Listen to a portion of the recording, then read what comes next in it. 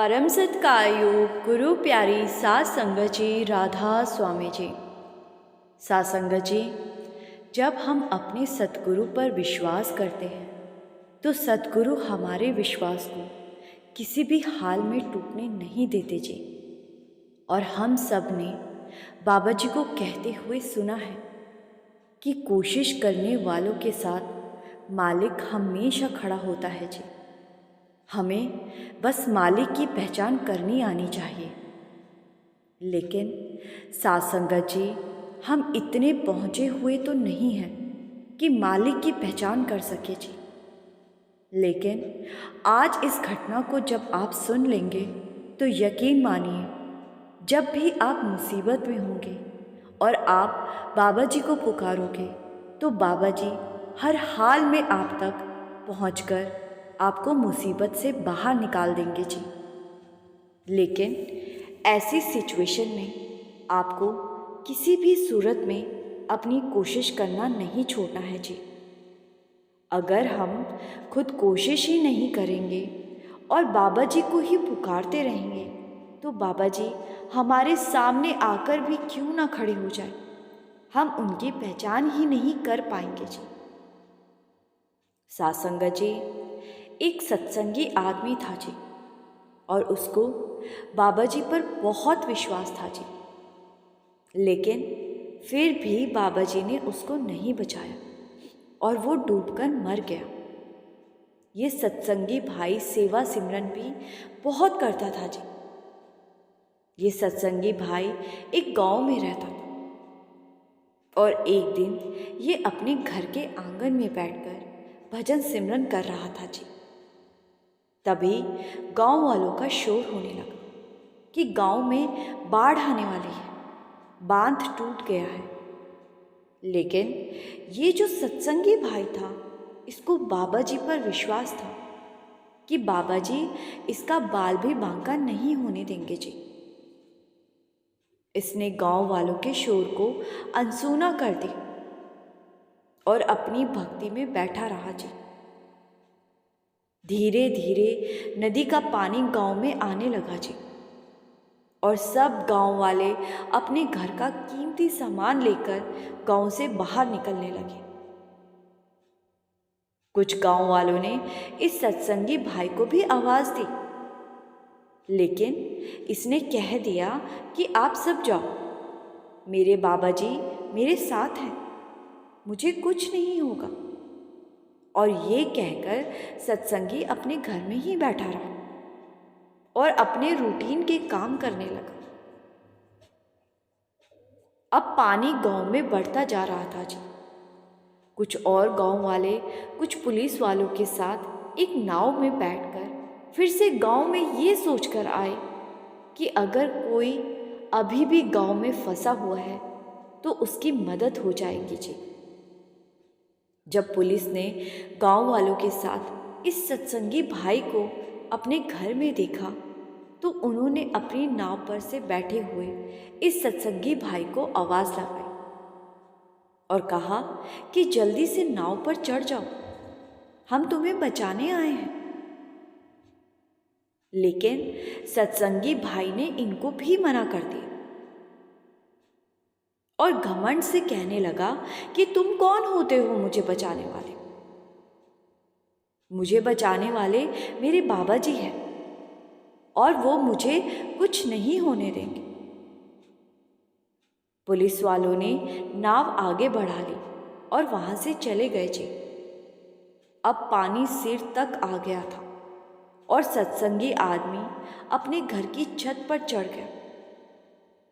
सरकार ने रेस्क्यू अभियान चलाया हुआ था और 2 हेलीकॉप्टर पूरे इलाके में घूमने लगे। और जब हेलीकॉप्टर में बैठे एक आदमी ने दूरबीन से नीचे देखा तो उन्हें ये सत्संगी आदमी दिखाई दिया जो कि अपनी छत पर चढ़ गया था।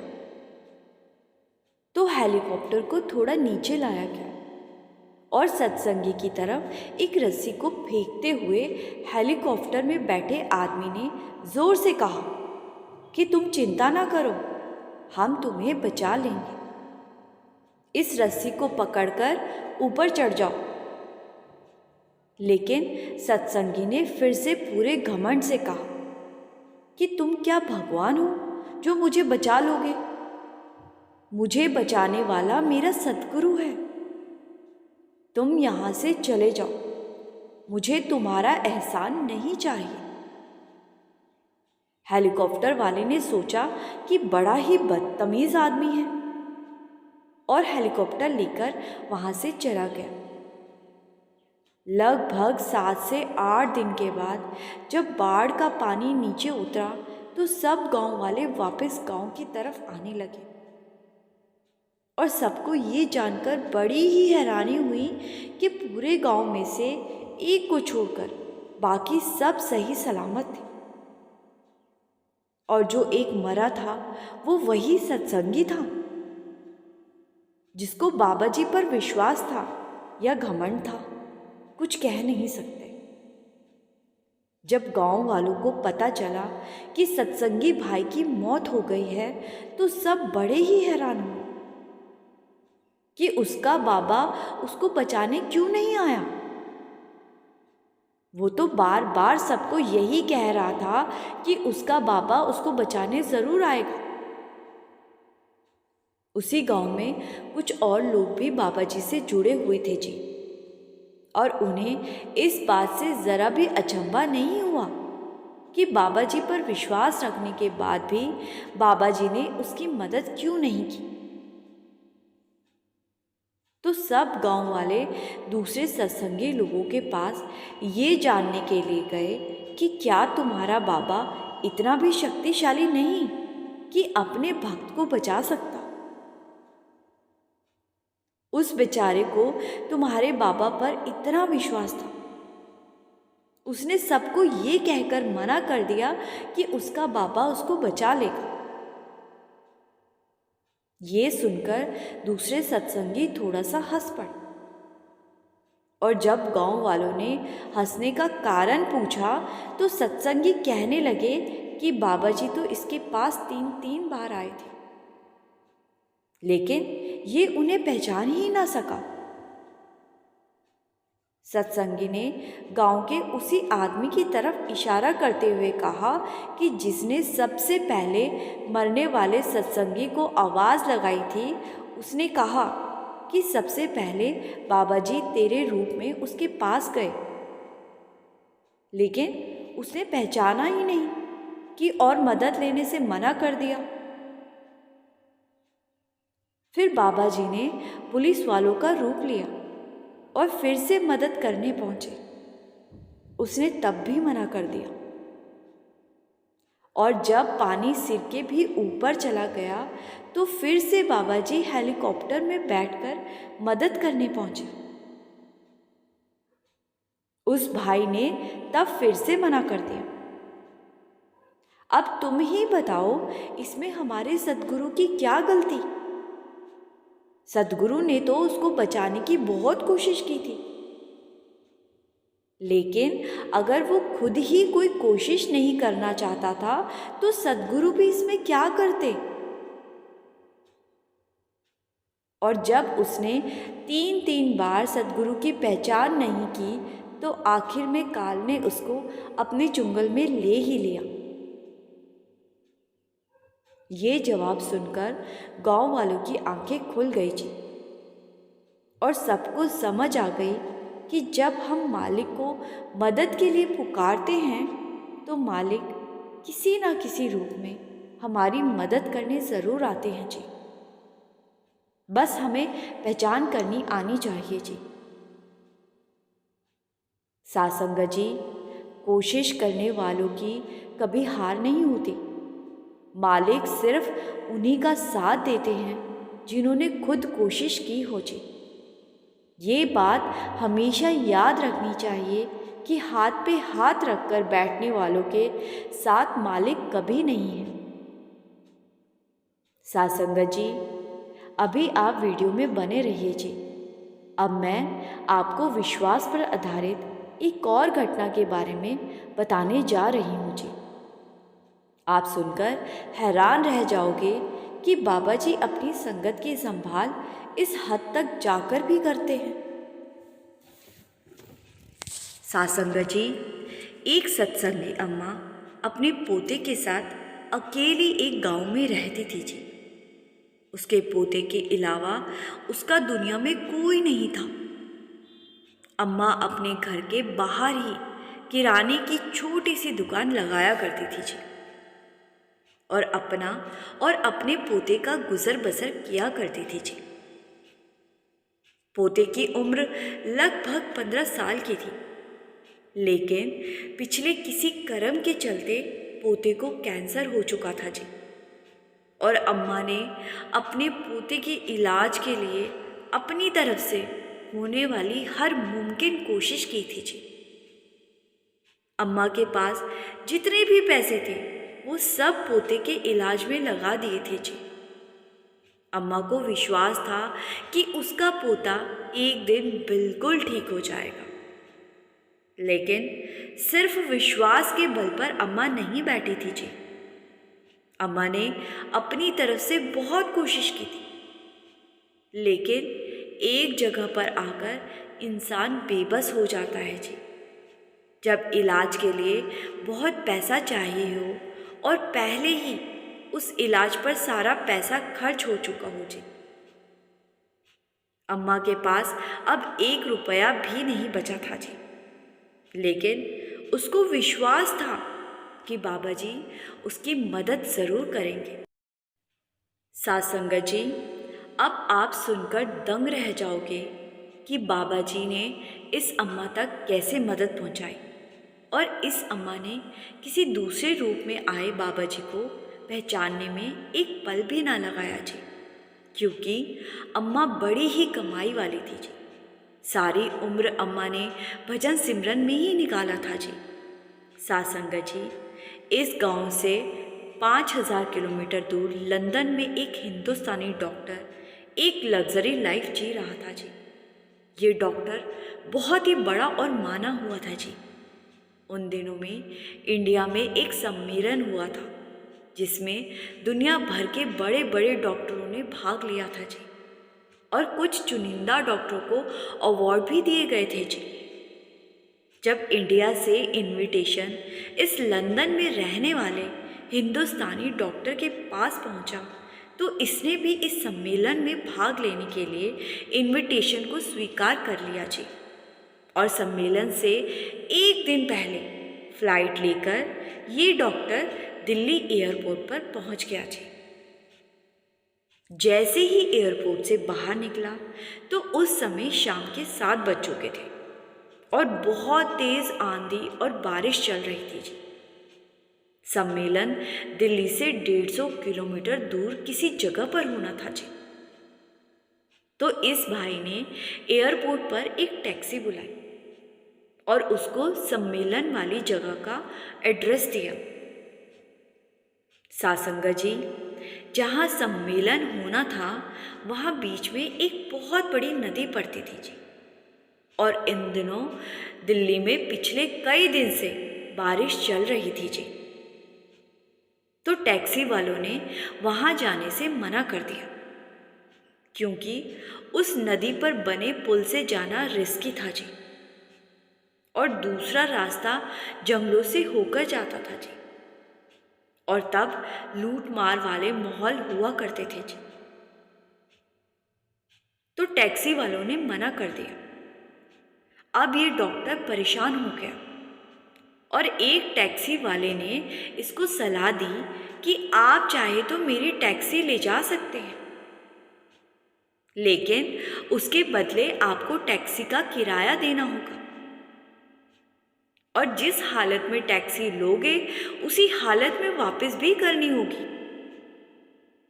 और टैक्सी का डिपॉजिट देना होगा, जो कि आपको टैक्सी वापस करने पर मिल जाएगा। अब इस डॉक्टर के पास दूसरा कोई रास्ता नहीं था, तो इसने टैक्सी वाले की सारी शर्तें मान ली और उसकी टैक्सी को एक मोटे किराए पर 2 दिन के लिए ले लिया जी। और अब रात के 8 बज चुके थे डॉक्टर टैक्सी चलाता हुआ अपनी मंजिल की तरफ बढ़ रहा था जी। और टैक्सी वाले ने सलाह दी थी कि आप नदी और जंगल वाले रास्ते से ना जाकर गांव वाले रास्तों से जाना, वहां खतरा ज्यादा नहीं होगा। तो एक मोड़ पर आने के बाद डॉक्टर ने टैक्सी को गांव की तरफ मोड़ लिया और रात के 10 बजे के आसपास एक गांव को क्रॉस करते समय इसकी टैक्सी खराब हो गई। और ये देखकर डॉक्टर बड़ा ही परेशान हो गया। डॉक्टर गाड़ी से बाहर निकला तो उसने सामने देखा कि वहीं अम्मा अपने घर के बाहर एक त्रिपाल को लगा रही थी, क्योंकि बारिशों के दिन थे जी और बारिश के पानी से उसकी दुकान का सामान खराब होने से बचाने के लिए त्रिपाल लगाने की जरूरत थी जी। डॉक्टर दौड़ता हुआ अम्मा के पास गया और पूछा कि माँ जी, क्या यहाँ कोई कार ठीक करने वाला मिलेगा? तो अम्मा ने कहा कि अभी रात के 10 बजे हैं और अभी आपको कोई नहीं मिलेगा। फिर अम्मा ने इंसानियत के नाते डॉक्टर को अपने घर आने को कहा। डॉक्टर के पास भी दूसरा कोई चारा नहीं था, तो डॉक्टर अम्मा के घर में चला गया और इसके बाद अम्मा ने डॉक्टर को खाने के लिए पूछा और चाय बनाकर भी दी। डॉक्टर ने चाय पी लेकिन खाने के लिए मना कर दिया। और जब डॉक्टर ने देखा कि एक लड़का बिस्तर पर बीमार पड़ा है, तो डॉक्टर ने उसका कारण पूछा। अम्मा ने आंखों में आंसू लिए सब कुछ बता दिया। ये सुनकर डॉक्टर का दिल पसीज गया और डॉक्टर ने अपने मन में ही सोच लिया कि वो इस बच्चे का इलाज मुफ्त में करेगा। अम्मा ने बाबा जी की फोटो की तरफ इशारा करते हुए कहा कि ये हमारे सतगुरु हैं और मुझे पूरा यकीन है कि एक ना एक दिन बाबा जी मेरे पोते को ठीक कर देंगे। तो ये सुनकर डॉक्टर कहने लगा कि अम्मा, वो दिन आ गया है, क्योंकि मैं भी एक डॉक्टर हूँ और आपके पोते के इलाज की जिम्मेदारी मैं अपने ऊपर लेता हूँ। इसके इलाज में जितना भी खर्च आएगा, आपको एक भी रुपया देने की ज़रूरत नहीं है। मेरा दोस्त एक बहुत बड़ा ट्रस्ट चलाता है, इसके ऑपरेशन को मैं करूँगा और जो बाकी के खर्च होंगे वो मैं अपने दोस्त के ट्रस्ट में से मदद करवा दूँगा। आप चिंता ना करो। आपने आधी रात को एक अजनबी पर भरोसा करके इंसानियत दिखाई है, तो मैं कैसे पीछे हट सकता हूँ? आप यूं समझ लीजिए कि आपके गुरु ने ही मुझे आपके घर तक पहुंचाया है। फिर डॉक्टर ने सारी बात अम्मा को बताई कि कैसे टैक्सी वालों ने चलने से मना कर दिया और फिर डॉक्टर ने एक टैक्सी किराए पर ली और उसके बाद टैक्सी बिल्कुल आपके घर के आगे आकर ही खराब हो गई। इसका मतलब साफ है कि आप जिन पर इतना भरोसा करते हो, यानी कि आपके गुरुजी, उन्हीं ने ये सारा चक्कर चलाया है जिससे कि मैं आप तक पहुंच सकूं। डॉक्टर की बात को सुनकर अम्मा की आंखें भर आई और वो कभी बाबा जी का तो कभी डॉक्टर का शुक्र करती। कुछ ही दिनों में डॉक्टर ने अम्मा के पोते का इलाज कर दिया और वापस लंदन लौट गया। अब अम्मा का पोता एकदम स्वस्थ है। सासंगत जी, पहले वाली घटना में आपने देखा कि वो गांव वाला सत्संगी 3 बार भी बाबा जी की भेजी मदद को पहचान नहीं पाया और डूब गया। और दूसरी घटना में आपने देखा कि अम्मा ने डॉक्टर के रूप में आए बाबा जी को एक पल में पहचान लिया। विश्वास गांव वाले सत्संगी को भी उतना ही था जितना अम्मा को था, लेकिन गांव वाला सत्संगी अपने आप से जरा सी भी कोशिश नहीं करना चाहता था और अम्मा ने अपने पोते के इलाज में अपना सब कुछ लगा दिया था जी। और आखिर में बाबा जी ने एक फरिश्ते को अम्मा के घर भेज दिया। साथ संगत जी, इसीलिए कहा जाता है विश्वास रखो लेकिन अपनी कोशिश भी करते रहो। बाबा जी कहते हैं तुम कोशिश करके एक कदम तो बढ़ाओ, मैं तुम्हारी तरफ 10 कदम बढ़ा दूंगा। संगत जी, इसी के साथ मैं आपसे विदा लेती हूँ जी। इन दोनों घटनाओं से आपको ज़रूर कुछ ना कुछ सीखने को मिला होगा जी। वीडियो को शेयर करना मत भूलिए जी, जिससे कि दूसरी संगत भी ये सुन सके। और कमेंट में राधा स्वामी ज़रूर लिखिए जी। गुरु प्यारी सात संगत जी, राधा स्वामी जी।